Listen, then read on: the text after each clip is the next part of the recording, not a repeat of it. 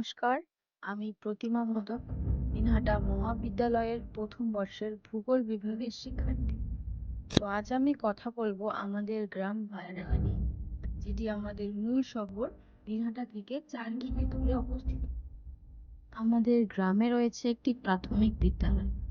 এখান থেকেই আমাদের গ্রামের ছোট শিশুদের শিক্ষার হাতের খড়ি শুরু হয়। এই গ্রামের পাশ দিয়ে একটি ছোট্ট নদী বয়ে গেছে। আমাদের এখানের বেশিরভাগ মানুষই কৃষিজীবী। ধান এখানকার প্রধান ফসল। এছাড়াও পাট, তামাক, ভুট্টা সহ বিভিন্ন শাকসবজি চাষ হয়।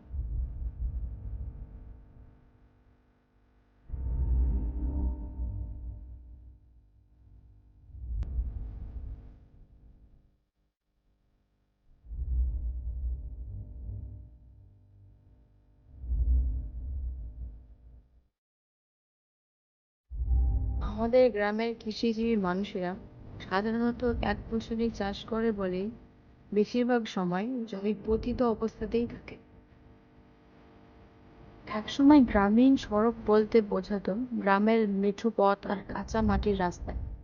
কালের বিবর্তনে সে চেহারা বদলে গেছে। পিচঢালা রাস্তায় এখন সহজেই শহরের সঙ্গে যোগাযোগ করা যাচ্ছে। আমাদের গ্রামেও তার ব্যতিক্রম নয়।